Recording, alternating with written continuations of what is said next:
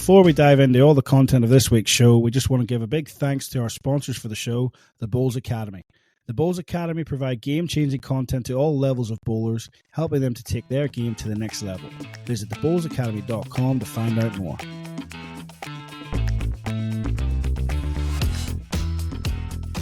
Hello and welcome to What a Load of Bowls podcast with co-hosts DJ and Simon here, bringing you a weekly podcast on everything lawn bowls, from hot topics around the greens to guest interviews and the latest results from events and tournaments. Welcome back to our regular listeners, and a big shout out to any new listeners out there. Thanks for joining in, and look back on a few episodes. We have done some good interviews of players recently, so have a look back on those previous episodes if you haven't already. And this week, it's just me. DJ has prioritised visiting castles and stuffing his face with fish and chips. So, just myself here this week, folks. We're going to have a look at Wayne Turley Part 2 interview that we did. So that'll be coming up. But first of all, just a few notes that we want to touch on this week. The first one is BPL is in full swing at the moment. So when this is released, it will be down to the nitty gritty, and all those finals, elimination finals, things like that will be happening on Friday. So I've seen some highlights on Facebook and some YouTube clips. So have a look at that. Some of the games during the day are on YouTube, and then the night stream is on KO Sports. So some quality bowls there all around, as you would expect from the BPL. A vast array of quality players. So tune in, have a look at that, folks. And also a big shout out to young Kyle Hansen that we mentioned last week. He was over in Hong Kong playing the Hong Kong Classic, singles and also pairs with Cody Packer. In the singles, he managed to get to the final. So congrats to Kyle. Maybe it's all those games he played with me in the regional zone pairs maybe helped him get there. But sadly, he couldn't come home with the chocolates in the final. But big shout out to Kyle, well done. And also the two guys, him and Cody, are playing in the pairs. They've won 5 from 5, so hopefully they can keep that good momentum going and bring home the chocolates in the pairs. Also, folks, another news item that I've just seen is that Henselite, who went into voluntary administration there recently, they've managed to find a new investor, and they state that they're delighted to report that Henselite will continue to operate as they have done for over a century, with the entire range of lawn bowls, accessories, equipment available to our customers in the future. So they said they're very grateful for staff and messages of support that they receive from the bowls community, and looks like Henselite will continue to operate. And that's only good news for our sport if we have more manufacturers and more products out there. So now on to this week's content, which is Wayne Turley Part 2.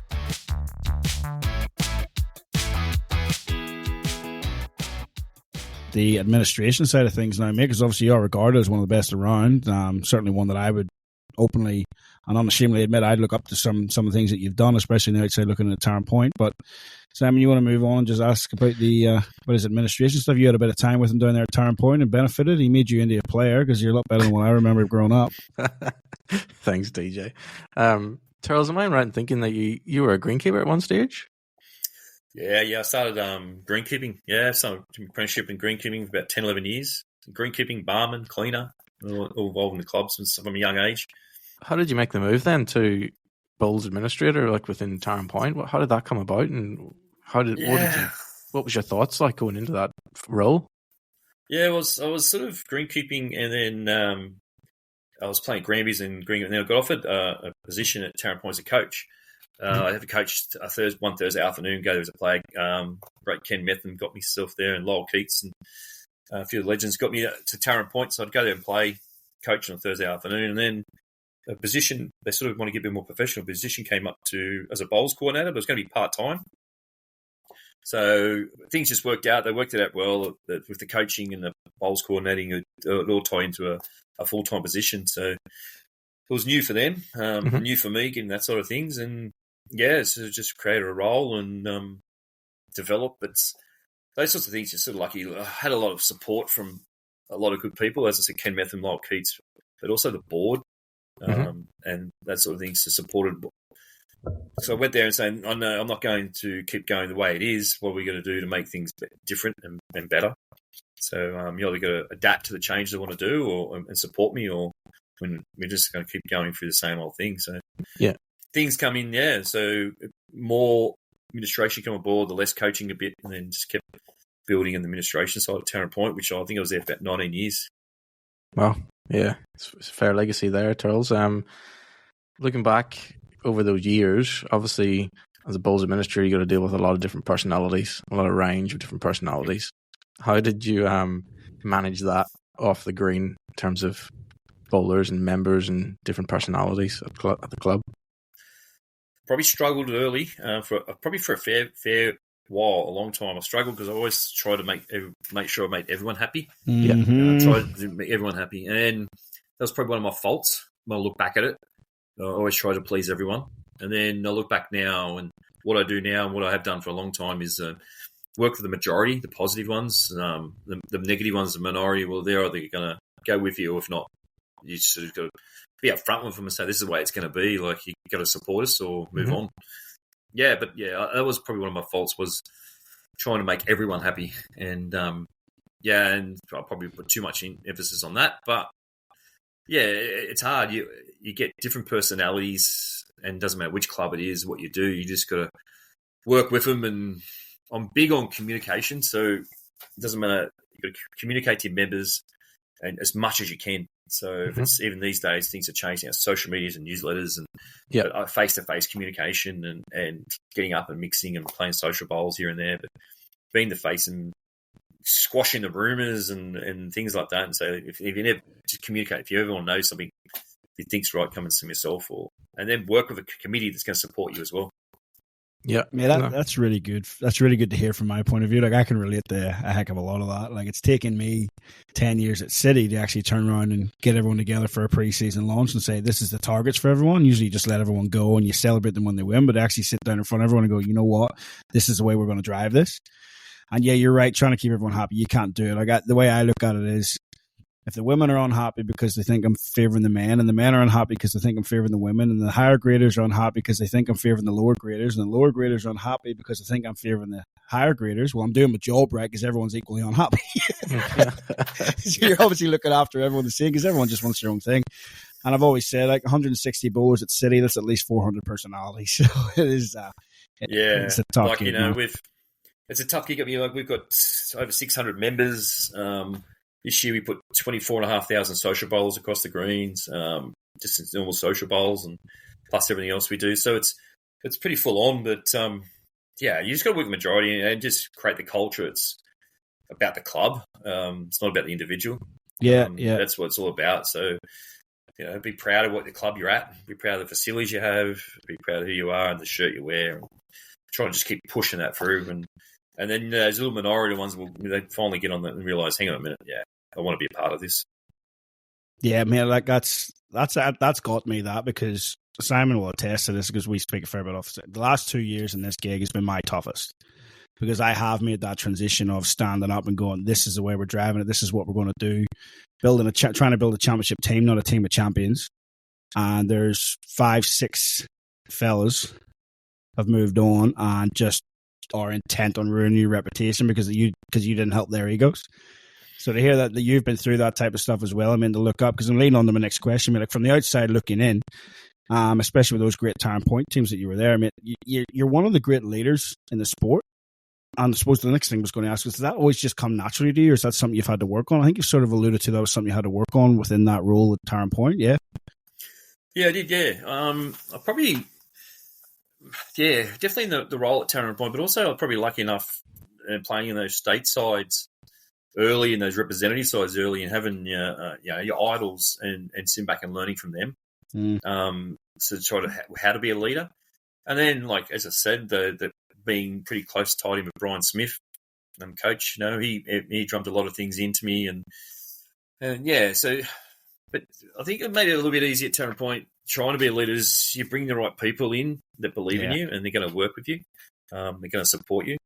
So I was lucky enough to, we didn't have a big budget, but the board supported us. We had a small little pool of money to bring some contracted players on, but it wasn't a lot. We couldn't compete with the big clubs. We were not a financial club like that, but we just made sure we brought the cool people in that were going to support us and get on in there and support what I believed in. I got a lot of things wrong, but I got a hell of a lot of things right. And I tried a lot of different things. So we've got the right people there and people to create the right culture.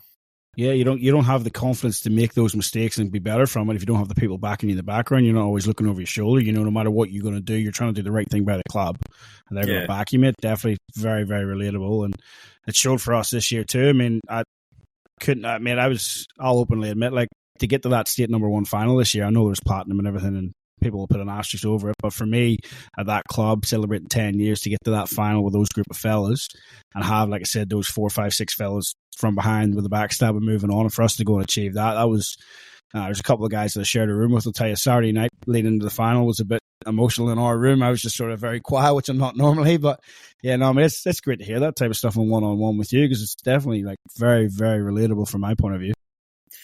Yeah, it is. Like, and you got to sit back, and as you say, you sit back, you got to look at those achievements, and those. It takes a lot of hard work to get there, and a lot of knockbacks, and a lot of people backstabbing and talking. But you got to stick to what you believe in, what you believe is right. Yeah. And when you sit back, see the success, then you sit back and yourself, oh, hang on a minute, that was right. Yeah, no, I think it was kicking goals, but I was lucky enough. I pulled the right people in to the club, created a good culture, but had to get the right people going to believe in what I believed in was best for us. And yeah, we had a lot of great success at Tarrant Point. There was different success, like there was Premier Leagues going back when we had Mark Casey and Sheriff and Robbie Thompson and all these blokes playing. We got beaten one final. Jeremy Henry and Ian McClure come out for 1 year. Yeah, exactly. Yeah. we got beaten a final, and then the second year, 2008, we had Ali Forsyth was playing third for Jeremy Henry. Yeah. We played St John's Park. We beat him in the prelim, and then we beat him again. And then I had Kevin Walsh, I had Richard Gervin playing second, Case and all that. So yeah, we had a great. We ended up winning that 2008, and that was an amazing. Probably got the little thing off our back after we won that, because we sort of get runner up, and be around about it. But you're pushing hard, yeah. Yeah, we won that, and then moving on to the state pennant finals was a huge success for us. Yeah, some good names there. Like I've only got the joy of playing second behind Simon Little for a couple of series for this, so you think you've outdone me there. But anyway, yeah. And Charles, talking about one thing you picked up there and you spoke about was the support of boards and committees and that in your role, and I can attest to that. When I landed in 2012, fresh-faced Irish bloke, and I'd sent a few emails around to give our listeners a bit of backstory. Whenever I decided I wanted to come over to Australia and move over to Sydney for a year, try out, play some bowls, see how I go, sent a few emails around to a few different clubs, but the one person that got back to me straight away, and maybe that's that on time is late kind of attitude, the one person that got back to me was yourself. And straight away it was, when you come in, have you got work? Come and play bowls. And whenever I landed in, I remember walking into Tarrant Point. You weren't there at the time. You were down playing in the Aussie Open. And you'd got the manager at the time, Liam, to have a chat to me. He'd already organised it, that he was going to have a chat. And then whenever you came back from the Aussie Open, you were going to come down to the club, have a chat to me. I remember walking in the first time I met you. I think he said, here you go. There's a set of bowls. What else do you need? Go out and have a roll up. And it wasn't like, it was more like you'd sort of already decided, this guy's going to play at our club, and I'm going to do everything I can that he's going to play here, and I want him to stay here. And it was that kind of support straight away that you said that you gave me that enabled me just to play bowls whenever I first came here and not worry about anything else. To give the listeners also a bit of background, like, Charles, you managed to organise some accommodation. You said you didn't want work, and everyone else around the club as well. That culture shone through straight away when I walked in. That the guy said, "Come have a beer." I got brought to the table of knowledge straight away, and that support really shone through in terms of your leadership at the club. Yeah, well, I remember those emails, and I sort of did a couple of emails to a couple of people over in Ireland and yourself about yourself, and this is a testament to you. They got back straight away. I said, I couldn't speak highly enough of you and your character, and the people I knew. Who on earth did you speak to? Yeah, I know. Wasn't DJ. It wasn't me. What on earth did you put in the email, Simon, too? So once I get that, then I just reassured me. Then I just went to my board, and I was lucky enough. They support. Yep, just get him here. Let's do it. This is the type of person that's going to help build the culture, and that was just a start for us with getting you. And then we had Ali there, and things like that. So yeah, it was just a start building a good team of good people. Yeah, we did. And from when I arrived in 2012, we went on then 2013, 14, and 15, and won the three-peat of number one state pennants. And during that period, like I think we sort of went unbeaten nearly for sort of 3 years in pennants. And you think back to the teams and the players we had, and as DJ said earlier, it wasn't a team of superstars. It was just a team of blokes that done their job. They knew what to do, and we didn't have 4 skips on a rink, and everyone just knew their job and their role to do, and everyone done it to the best of their ability. But also, like, I think back then that you drove that kind of 1%er kind of thing that you always spoke about, and it's the little things that count. And also when you said about, I think back, and it was the communication as well, that you said that everyone knew what they were doing, when they were doing it. When we went to state pennant finals, you didn't have to think about anything other than playing ball. So in terms of travel arrangements, accommodation arrangements, where we were going out for dinner, everything was laid out in front of us. And I'd never come across that before in terms of, in a bowls environment. And that was really refreshing. And obviously that comes back from your days playing for Australia and New South Wales. And that was what your experience was, playing at that elite level. And you brought that to the club level. And I'm not sure that was definitely one of the key principles to our success over that 3-year period. Yeah, that's one thing I sort of pride myself on was preparation. I was always about preparation, and when we went to those state finals, that everything was there, the program was there, what we had to do. So there was nothing, breakfast for everything. So all my players had to worry about was just turning up, playing, and playing at their best. In the lead-ups, I think I might come across one the other day, the pledges we used to do. Yep. So we used to set up a pledge within our group, our team, and every day someone had to contribute to that pledge to say what were they going to do for the team. It'd be something like either personally going to do, or they're going to give us a motivation video or something like that. And it was just a full email I saved. And so every team person was accountable to what they were going to do for the team leading into each event. And like you read back of some of those pledges what people were saying every day. And it was funny because I think the first couple were a bit slow. Then once we all got right into it, everyone was waiting every morning to see, whose turn is next. Yeah. We've got a roster. And that's it. We had a roster. Yep. Yeah, we had a roster of pledges. What were you going to do, sacrifice you're going to make for the team, or what was going to be motivating you to make our team better?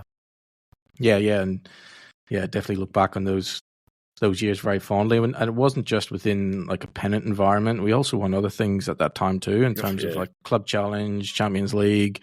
So it sort of transgressed not only in a 12-man team, but also to a 5-man team, and you sort of had the squad and support from other players. There wasn't any of that backstabbing or trying to get into each other's positions or anything like that. And when you picked, say, a 5-man squad for a club challenge, guys didn't get upset that they weren't in that 5-man squad, but they knew that they were still part of that and could still play a role within that 5-man squad at some stage. So I think that was definitely one of the good cultures that you'd created. And you think back to those years that culture was not only at the top grade side that we had, but it was also in those lower grade sides too, that it was a club thing, not just the best team, the 12 men.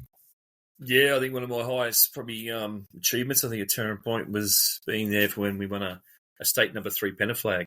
Yeah, just see those players, like the mid-range players. We'd never won the state flag. We got runner-up in the number 2s a couple of times, and we ended up with the 2s. But to win that number 3 flag, I celebrated harder myself than what they did actually for a couple of days. But yeah, that was probably one of my biggest achievements to see those boys come back, because they're sort of the heart and soul of your club. A lot of those mid-range players have been there for a long time and have been loyal to the club. And but yeah, we created that culture. It was just like, one shirt, one club. So we all wore it, and we all bled for each other and played for each other. Went for a lot of losses and a lot of wins, but yeah, when those guys got back from winning that, and that was probably one of my highlights. There's a few good nights down at Tarrant Point, Turles. Like, I do remember yourself on a few tables at some times, and a few songs being played in the background.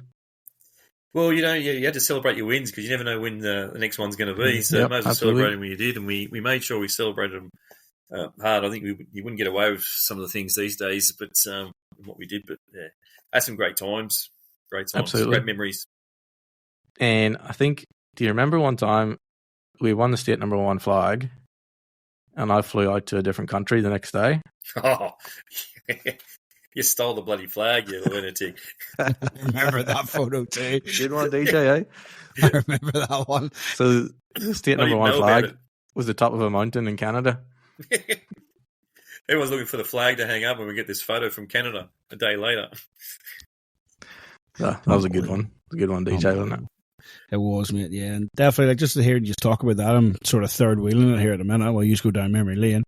But, like, from those 13, 14, 15 years talking about, and me from the outside looking in, my impression always was, fantastic team, great players. I don't think you have that success without Charles at the helm. Like, you drove that. You really did drive that and get those people in the right spots, because there was probably, arguably, better 12-man teams on paper out there, but you guys are just, to hear you talk about how you went together, how you built that culture, how you kept going, and there were so minimal changes over those 3 and 4 years as well. It was just the little tweaks that you had to do here or there, so it's actually good to hear you talk about that. It's probably the most Simon spoke on the podcast, to be honest. Yeah, there was a couple of tweaks. We brought a couple of players in. There was Cy Therefore came in. Like, Cy's, he's outstanding. Played for New South Wales. He's just an unbelievable player that's so consistent and a very hard, tough person on the green mentally, and got a great will to win. So bringing him in, but he was about the fun side of things, culture. But lucky enough to have, we all know him really well. But Johnny Green, you talk about having personalities. Like, I love him so much, but he brought a different side to the team as well. He had the fun side, but he was a great person to see, someone that was down a little on themselves, but he'd be there to pick them up. And Greeny had that knack of just really lifting people and pushing people. And you had Ali. Ali he'd be winning the map throwing competition one end, and then playing a bowl to win you the state event the next end. So you had to manage those personalities, and that was a big thing I learned from. Another thing from Brian Smith is knowing. I was lucky enough to go in the coach's box in the dressing rooms of the Roosters and with him and the Knights and stuff. But you could see, he'd talk to me about, see that person over there, he's all lonely. I've got to go over there and handle him and lift him. The person that's got the music jumping around like a lunatic, I've got to go over there and calm him down. So, sort of had to learn how to use the personalities. I had a couple there were lunatics of our club, Premier League. I'm not going to name names, but had to deal with some issues in some of the times being away, but you just had to deal with them. And then probably one thing I sort of get myself proud of is I was dealing with all these issues and things like that, but then I had to go out and perform myself at the highest level. So I was sort of proud of myself about to put that away and play. But then you look around and see the support of your teammates, the other 11 blokes in the green with you, they were there fully supporting you no matter what. Yeah, fantastic. Apart from whenever I came up against you in a singles or something, Charles, then that was completely the opposite story. It was a funny thing, like all those zone times we had to play against each other and our own club mates, you'd switch on and play, but the respect was there during the game. Yep. You always respected your club mate and, celebrated their successes and then you were there for their losses too. It was one thing we always pushed our club. Yeah, we had a pretty tight, and people talk about the 3 in a row, but probably the most disappointing is we probably should have won 4. Yeah. And that's talking about the 1%ers, and there's probably a couple little things. A couple of players who probably weren't putting those doing those extra 1%ers. We got beat in the semi-final by Barilla, and only by 1 or 2 shots, and we would have got won the final pretty easy the next day. I know that, but so it should have been really 4 in a row. Yeah, definitely, and that hurt really bad because we were obviously on a pretty high, having won the last 3. But do you think, Charles, that there gets to a ceiling when you're constantly winning, and that step to keep winning gets harder and harder each time, and that target on your back gets bigger and bigger? So therefore, the other clubs step it up because they realize, oh, hang on a minute, these guys are doing something a bit different. We're going to have to do something a bit different, and all of a sudden, that gap then gets smaller and smaller, and that's what I think back to those sort of 3 years, especially that 4th year against Warilla, that was, as you say, maybe players just didn't do that extra little 1%ers, and that made all the difference, and that came down to maybe a couple of bowls in that game that cost us. Yeah, I do believe. I think those 1% of the couple of players, it could have been two. I don't know. It doesn't matter. But thought we're going away this day. It's just going to happen again. Yep. Rather, it's just going to happen again. Not put the hard work in before to go away to the hard work to make it happen. So yeah, and you're right. Success and clubs look back. I was looking early years. I was always looking at St John's Park. They were outstanding. Mm-hmm. A lot of stuff, the things they used to win. And before, when I was at Tarrant Point, I said, well, what can I do to bring it? And then we kept winning. And I always try and think outside the box. What could I do or create to make us better? That's when the pledges and little things and stuff. But a lot of respect goes back to some, like Ian Schuback. He was always outside the box and thinking different things. And yeah, so you just got to look at what can you do to make things better. And we did a lot. But you're right, there was always that target on our back. And clubs came chasing. They kept chasing our players. Always had to cop that. They were always offering money to a lot of our players. But to my players' credit, for those years, they stayed loyal to us in the process and being a part of actually being great mates too. Yep. We had a lot of fun off the green, along on the green, and a lot of great times at Tarrant Point off the green too. Yep, absolutely. Fond memories, Charles. And so the years spent and successful years at Tarrant Point, maybe moving on now from Tarrant Point to more your current role, you had the opportunity to move to Tweed. How did that come about? And obviously would have been a huge, huge decision to end those successful years at Tarrant Point and make a change. How did that come about?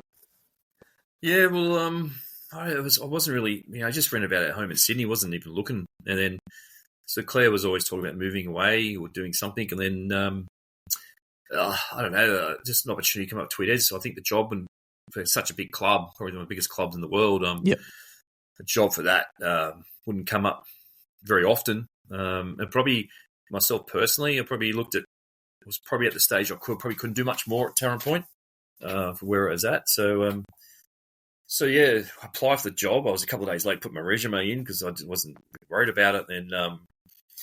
And then got the phone call for an interview, just off the cuff interview with the CEO, Jared Robertson. And I think it was during the Australian Open. I met him at a cafe, and then after meeting him, like he just blew my mind, how professional and he is. And I thought, yeah, this is good for us. And then speaking to Claire, and opportunity to move out of Sydney with a real young family as well.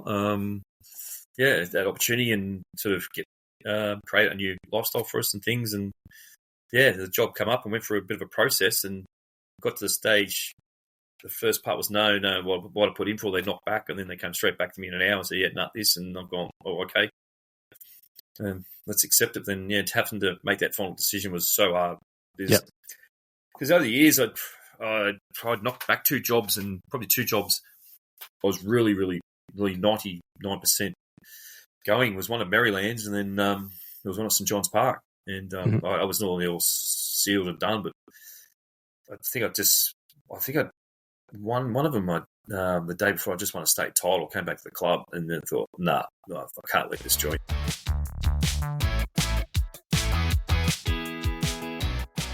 Thanks for tuning in, folks. Really hope you're enjoying this week's episode of the podcast. If you are enjoying this bowls-rich content we bring you, why not tell a few of your teammates or club members about the show and help us grow our community? Make sure to hit the follow button on Spotify or Apple so you don't miss an episode.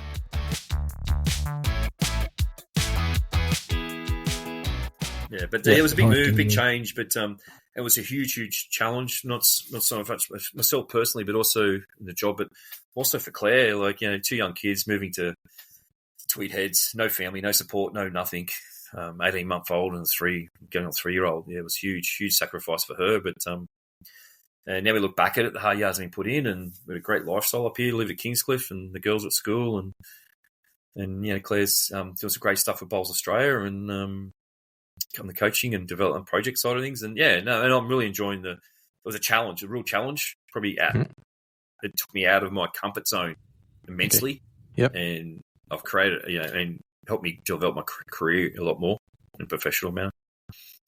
Yeah, well, that's one thing I was going to go on to now. Can you give us a rundown of the differences, just briefly on the differences between Sydney Club Tarrant Point and then up north and outside of Sydney and with Club Tweed? I mean, I've seen at times there you've got 120 plus just rocking up to play a game of social. How do you get around that? Yeah, today, Wednesday, we had 5 greens. So it's just a quiet day today. We had 146 playing today, I think. Just quiet day. Yeah, so yeah, it's crazy. When I first got there, very traditional club, very, very traditional. So 24 honorary positions, men's committee, women's committee, a subcommittee and a subcommittee, then a board. And I think they threw me in the deep end. We sort of went through a unification of the committees and got a committee of 8. That's probably been going out for 4 to 5 years, and got rid of the subcommittee. So just one committee, one to Bowles department. That's myself and Emma Boyd. She's doing an amazing job. First, I had Chloe Stewart before that, and then so we're accountable for a lot of the bowls. The bowls departments are very accountable now. So, and reports to myself, reports to CEO, but also to the board. But refining and changing the structure so there wasn't so many loopholes to make actions happen, and having the support of the CEO and the board and a great bowls committee. It's just a committee of 8, 4 men, 4 women. Yeah, but the thing was about changing all that was just communication to the members, just communicate. Yeah, it was just countless newsletters of standing up on microphones and convincing them about the change. And look back now, and there was a few of the oldies, they hated it. No, we're going to miss this and going to do this. But those are all myths. Nothing changes. It just changes administration and things happening quicker for them. Yeah, I could imagine that's definitely something across the board, across the country, that at clubs all over, that as soon as something's mentioned that there's going to be a change and something, I'm sure there's plenty of members just arc up and, no, don't want this. But as you say, Turles, yeah, it's something that kind of nearly has to be done at times to streamline processes and decisions being made. Otherwise, decisions don't get made. And that's how clubs fall back into old ways, or how they get left behind and they don't move with the times and sadly fade away, and that's not what we want from a bowls club. So it's maybe a good point for any administrators out there, people that are in boards, committees, that it needs to be as streamlined as possible and probably as few people as possible involved in that process. Because as you said, when you went to Tweed, it was committees here, committees there, so many people involved in decision making that probably nothing got decided. No, I was astounded by the processes you had to go through to just get one action to happen, and it just blew my mind. And but you just got to get away from that. That's the way it's always been. You can't be like that. That's the way it's all been. It's the way it's always been. So, but it's got to move on. This is the way it's going to be now. Like, we've got to try something new and things like, when I first started, you weren't allowed to step on the bowling green unless you're a full bowling member. So no barefoot bowls, no person turn off a roll up for you. But that's the way it's always been, as they said. And so, no, it's not going to be like that anymore. We're going to change and make our club the club of choice. Up in Gold Coast, we want to be the club of choice and be one of the friendliest clubs and a club that people want to go to. Yeah, nice. Administrative headaches, mate, outside of the club itself. Like, was there a big difference changing from Bowls New South Wales to Bowls Queensland and how they do things? Oh, I can always get myself in trouble on these things. But no, I do that plenty too, mate. Don't worry. Don't worry, DJ. Someone else do it. He does that every week, DJ. So don't worry, Charles. Going to Bowls Queensland, you probably found that the difference in bowls up here. There's no such thing as zone championships or district championships, anything like that. The state events, it's basically you can play with anyone. It goes like a 10-day period. And that's it. Yeah, 2 weeks. So everything outside that, your club events or tournaments. That's all clubs put on. So from going, I've never. I think I've subbed one game. So the 7 years I've been up here, I've never played in the state championships. Never. Oh. I just don't know. They have this thing. They've got a district side which goes for 4 or 5 days, which then leads in the state championships, which goes for 10 days, and then leads into the Australian Open. So those people would state championships. Some of them would only get 20 entries, 30 entries, 32 people. Teams are going to win a state title, and because people would have to choose over a 4-week period what they were going to play in. And the highlight for everyone was basically going the Australian Open. Yeah, such a big thing now, isn't it? Just their calendars were just weird and things like that. And everything was sort of behind time up here. Like over the last 2 or 3 years, it's been very frustrating that they had no Bowls Link when everyone else was adapting Bowls Link and getting on it. Bowls Queensland was still on the papers. Like even till this year, we're still doing paper transfers for club clearances. It's just, as an administration, it's a nightmare. But to the credit, they jumped on Bowls Link now. Things are changing and things are going ahead. And to Bowls Queensland's credit, there are some progressive things and happening. But it was a challenge. But going from New South Wales, where it was a full-on calendar, like just Yeah. full on. To bowls up here, you could create a calendar, but our calendar's still full on anyway, trying to find dates and things and fit everything in. Yeah. You're speaking about time and stuff there. May be one of the biggest challenges, wouldn't it? The time difference from you being in Kingscliff and Tweed Head to playing, like, we're just about to go into that time of year where there's an hour's difference between you got to drive an hour and suddenly you're back in time or forward in time, or what on earth? What's that like? Daylight saving commenced this week, and a lot of our events, because we play in the pennant Premier League's all in Queensland time, so. Yeah, you go away to play a 5 o'clock game in Queensland, which is our 6 o'clock, and you get off the ground at 10, was our 11, you get home at 1 o'clock in the morning and things. It's crazy. It's crazy. And we're blessed personally because Claire and myself and our kids go to school in New South Wales and work in New South Wales. So we're lucky. But I know a lot of people, struggle with families working in Queensland and school and, home life and different hours. Not nice. No, definitely, that'll be one of the biggest challenges for sure. Mate, we sort of talked about it there with the differences or what you did when you moved to Tweed from Tarrant Point. Would you say it's a case of, you've obviously got that experience at Tarrant Point, you've built what you've built there. Is it a case of one size fits all, or did you have to adapt to those new surroundings and, the team that you built at Tarrant Point you haven't quite built it the same way at Tweed, you've adapted to a different way, different ethos, have you stuck to your guns, or have you found yourself having to change again with that new scenery? No, well, I sort of stuck to my guns early. When I landed in about October, I started, and there was a Premier League season in January, first week in January, and had to create a team, and they had what they were. They weren't very strong, so I bought a couple of marquees in I bought Leif Selby and John Green in to play for us that first Premier League season. I thought, bring two guys in, they're well respected, two guys that can create a fun culture. That's what I did, and we had a great. We weren't successful. We had a great season, but then from soon as that Premier League finished, I realised, well, I've got to make a statement that I'm here. The biggest statement I can make is get the best, most high-profile player in Queensland ever to come join our club. So got my good mate Kelvin, approached him and got him to join us, and about 10 other players followed him. Really good people. Some older, like John Bain, Nigel Smith. Neville Jenkins, a few other old hard heads, but a few other real good people. And then approached a couple of other people, Kurt Brown, and there was Brendan Wilson, Scotty DeJohn. And then next year was just success, just went bang, bang, bang, bang. I don't know, I look back at it, it probably happened too quick. We won the state number one pennant, we won the Premier League. I went on with Kelvin, Kurt, and Max, we won the state champion fours, and this all happened in a 12-month period. So I've looked, and everyone thought I was an absolute genius. But it was the same sort of principles, was getting the right people and creating the right culture, because we weren't the best team. There was still the Helensvales and Broadbeaches and all those, and that superstars. But we had a real good culture of Kurt Brown skipping, and there was myself and Kelvin and the right people around us. So and a lot of fun. So we hit the ground running the first couple of years, and then we died off a little bit, but we've been around about it. We just got beat this year in the district pennant final, which I was really proud of. And he just went down to Musgrave, but we had a good bunch of guys again, and we've been around the Premier League again. So I look forward to next season. But we've also built a club. We've got a really strong women's club. We won the state number one pennant. We have a lot of international players, so we're proud on the diversity, not just the men, but the women, and we're proud on also we have a lot of para bowlers with Serena Bonnell, Damien Delgado. Seeing him got him to our club, and I've been working hard with him and developing him. I talked him in getting classified. He wasn't going to get classified, so he got classified. Next thing, he goes on and wins a world title and a Commonwealth Games silver medal. And to see him and train hard and see what he's been, I feel pretty proud of that one too. But making sure our club's very inclusive.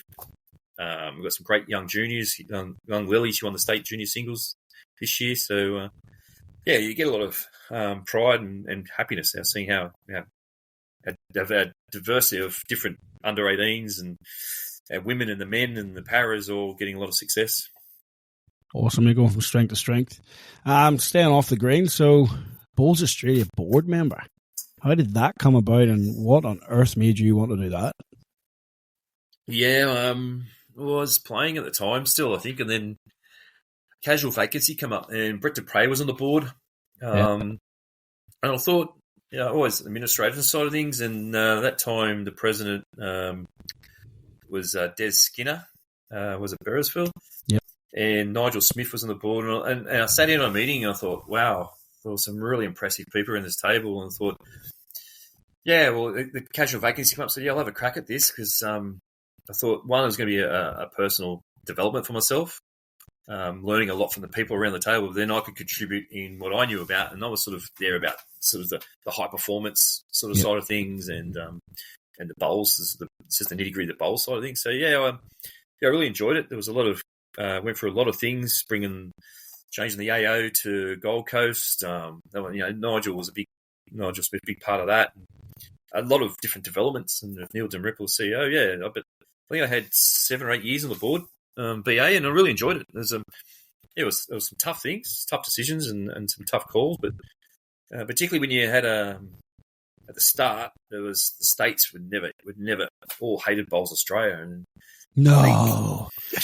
Yeah, but I think going from my very first SCB meeting of all the states and CEOs, there was no one would buy into the middle of it 3 or 4 years when Nigel was an unbelievable president and communicated to the states really well, but he made sure he engaged every state into the conversation to make them accountable in these different meetings. And yeah, that's what I saw the step forward with Bowls Australia, getting other states on board and aligning themselves. It will never be a federation model. I don't think so. It would be great if it was, but nah, man, too many egos and stubbornness. I think it's just ingrained in every state.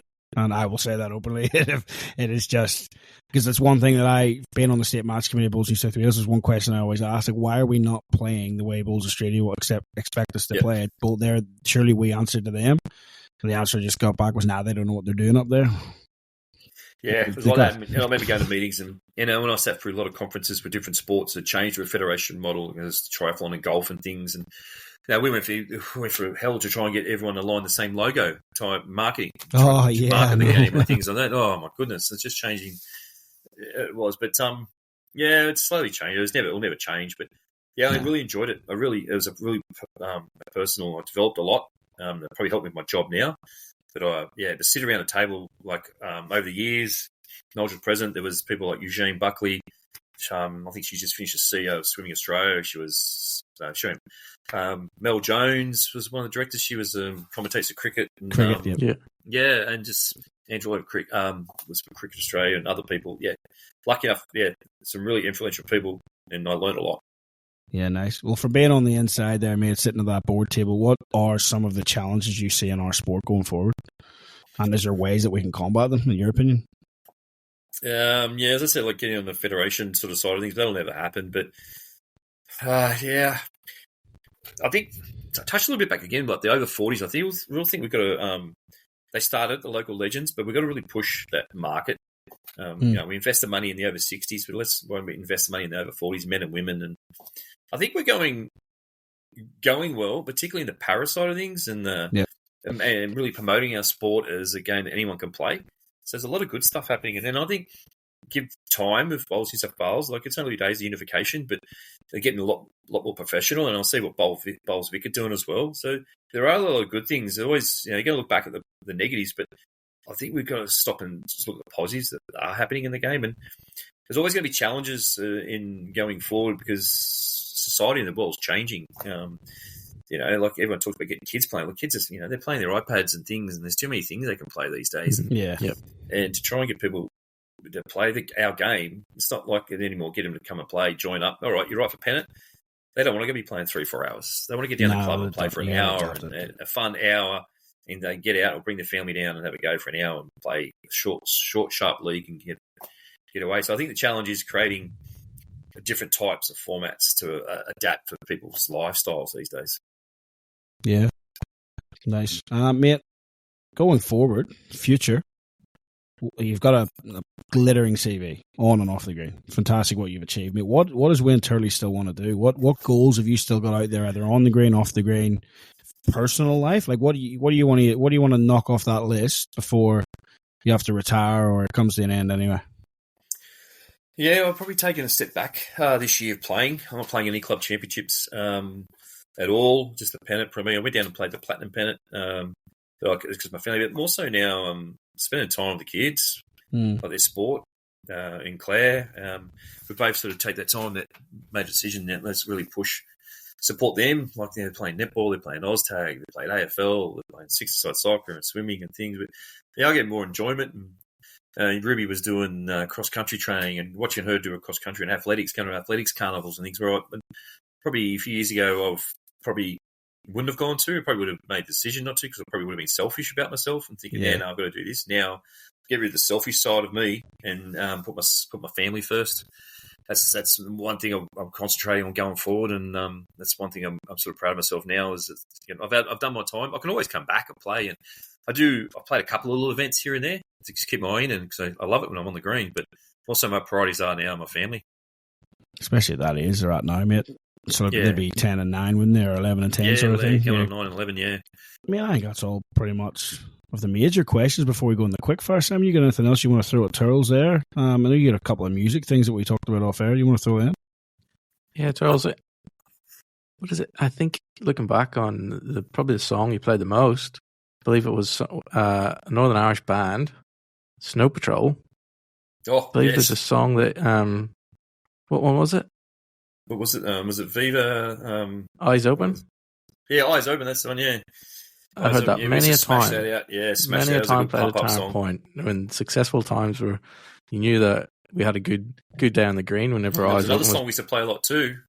But you don't want to talk about that one. No, don't you. We'll cut this one out. For the listeners out there, Turles used to play You Will Never Walk Alone.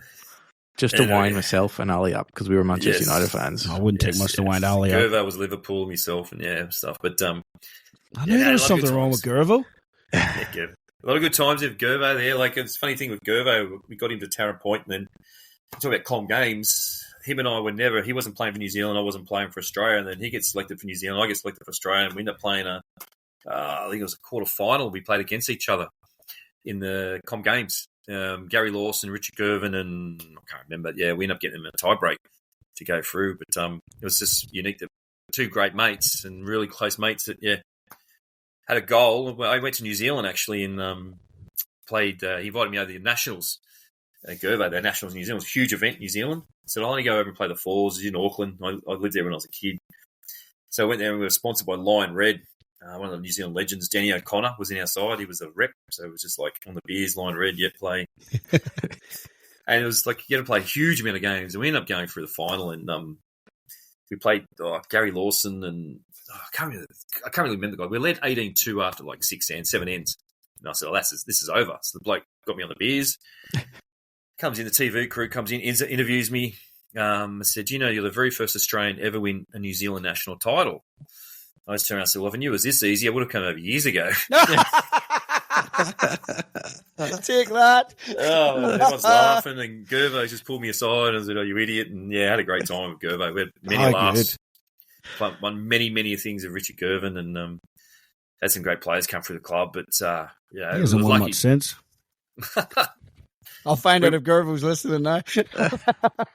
Yeah, we won a heap at, what was it, Cossack Servos. We used to have a big pairs. We had a few times with him, and Marimbula Fours. And lucky enough with good people, but probably one of the best was, Johnny Green. Yeah. Yeah. One of the best. Right, okay. So before we go on to the quick fire, that's just brought up another question. Mate, What is the obsession with Northern Ireland? You've got Snow Patrol, you've got Ian McClure, you've got Jeremy Henry, you've got Simon Little, you've got the 5 guys that have played for you at Tweed recently with McKeown, Sam Barkley, the Commonwealth Games gold medalist. You've got a couple of others that came over there with him. You're sitting with 2 now. Mate, what's the obsession? Oh, I know. I had 2 of the girls come over and played with us as well. You did as well? Right, yeah. There's an obsession there, mate. Is it a healthy one or an unhealthy one? What's the go? It's healthy. I tell you what, it's you sit down and I just believe in, I think it's the loyalty, the honesty, and the caring factor. You just know you get what you get. When you see in front of this who it is, and they're there for the right reasons. And Adam, Sam, Simon Beggs, and then we had Ali Coleman and stuff. So Simon Beggs, he's just going back. Adam's just got back a couple of weeks ago. Sam's staying on. So it's been a lot of fun. Get the right people. I just believe having the right people around you are going to support what you want, and having the right people coach. Again, and it's not so much about me; it's what they give back to the club and the members. Yeah. So it's the members that how they engage with the members is how I judge success on it. But good people, they're not bad lads. I got to admit, like they were a bit. Ali was sort of similar to mine and Simon's age. We knew Ali before we came out here, but like Adam, and when I look back, because I spoke to them all before they came out, I actually signed them up at City just to get them all started. And I went away home and came back. I was hoping to be there, and they were like, "Oh, we've just landed at Tweed with Turles," and I can't compete with that. But yeah, just having a chat with them before, and like Adam and Sam, we knew nothing about them. They were 10-year-olds when we left. It was just, I remember telling Simon that, but no, they are good lads. Obviously, they had a bit of success. Adam's gone all guns, and unfortunately, you're stuck with Sam, but. Yeah, they're not bad lads, to be honest, man. Yeah, we do have a pretty good culture at home, even though we like to sort of shoot each other and bomb each other. It's died down a little bit. Nice. All right, Charles, mate, this has been an awesome chat. We're just going to finish off with some quick fire questions that we do with everyone. So, currently, your make, model, and size of bowl that you're using? Yeah, size 3.5, Optima, plain, same. I've had the same set for nearly 8 years. Yeah, geez, not too many guys do that anymore. Best greens you've ever played on? I would say, actually, I just mentioned before, Coffs Harbour X-Servos. They used to have 3 of the best tipped off greens going around anywhere. They were magnificent. Unfortunately, they're carpet now, but they were unbelievable. Well, I was expecting a bit of bass for Tarrant Point there because they're up there with some of the best I've played on too. Favorite player to play with? I'd probably say Leif Selby. Yeah, nice. Player that you hated to face for either the reason of they were just annoying to play against, or you always knew you were in for a battle? Had some doozies there with Sam Lagutsa over the years. I think I got beat. It might have been a state singles final or semi-final, 31-30, when I led him 27-21. Or I come against Sam in a few events, and he just used to jag me at the end. His backhand runner, the best going around. Yeah, still is too, man. He's still kicking on, so he is going well at Charlestown there. Fizz a fiddle, so he is. Favourite club to be at? Yeah, Tarrant Point. Tarrant Point. Hope Jared's not listening. Favourite country you visited with the Jackaroos? Probably say sort of semi Jackaroos and not, but I'd probably say Australia was the South Africa trip. Yep, nice. Best friend off the green? Johnny Green. Johnny Green. Hobbies off the green? Yeah, I just enjoy being around people, and I like, even on the weekends, watching my kids play sport. Watching sport, the West Tigers, even though they're no good, but I think you enjoy that, do you? even this year, the last game, I had my jersey on, supporting for the Spoon match, and I like my sport, but spend the time with the kids and family now, and and just. Oh, well, you sort of answered the next question there. Two favourite footy team or favourite code? So NRL, West Tigers, yeah. Somebody has to support them, I suppose. Did you play any other sports when you were younger, and what level did you play to? You sort of alluded to that earlier, but what level did you get to competitively with any of them? Any high ones? Yeah, younger cricket. Sort of represented in cricket. I lived at Brunswick Heads, the Northern Rivers cricket, in soccer and squash. Yeah, I used to play a lot of squash and things. So I gave everything a really go. Yeah, everything. Yeah, nice. Favorite food? Seafood. Nice. Favorite drink? It used to be Strongbows. Used to be lunatic on Strongbows, but probably at the moment it's more like Tooheys New. Yeah, right up. Cans at home around the pool. Yeah, nice. Favorite holiday location? Fiji. Fiji, nice. If you weren't playing bowls, what would you be doing? Yeah, I don't know. That's a really that's a hard one. You've been doing it for a long time. Yeah, I've been playing and then working in it for so long. Actually, probably maybe because I studied music. See, I played the trombone for 16, 17 years, so maybe in the music background. I used to play a lot of big bands and things. So. Sam, you make sure that's in the title, buddy. I did not know that. That is something that's in the title of the podcast. If I'd have knew that years ago. Trombone playing Wayne Turley. Yeah, I did my HSC, 3 music HSC, studying music and trombone. So I used to play a lot of big bands and stuff like that. So probably. Why did we never see Wayne Turley playing the trombone at Tarrant Point? That was. Yeah, I'd love to have seen that. Yeah, especially after a few strongbows. Drinking the strongbow through it, probably. Yes. If you can change one rule in the game, what would it be? Hard one. I've always said about having no jack roll, just placing it. But, love that one. Yeah, I'm a firm believer now of speeding the game up. I'm sick of third centre at the head and people walking up and down and things. And I don't know. I think you got to make the game appealing for people watching it. So for me, minimise the time wasting. Nice. Any advice for bowlers or administrators out there aspiring to be the next Wayne Turley? Communicate. Just communicate. Communicate and listen. And, listen to people.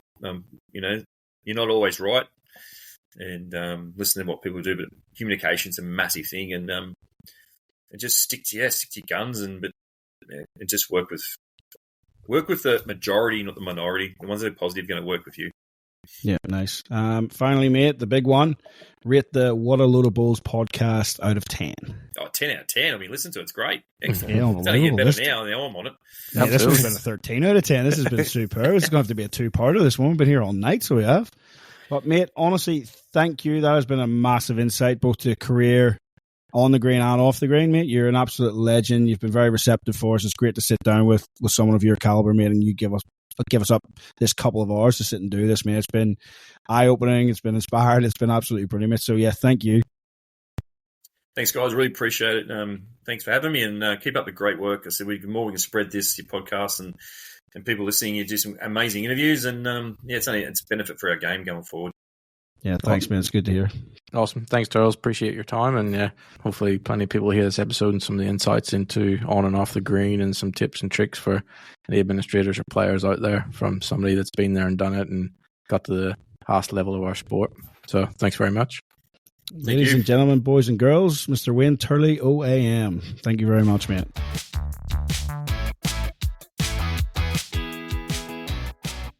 So listeners, that was Wayne Turley, part 2 of his guest appearance and some really good insights into the administration of lawn bowls and in his career as well. If you missed out part 1, have a look back. Last week's episode was part 1.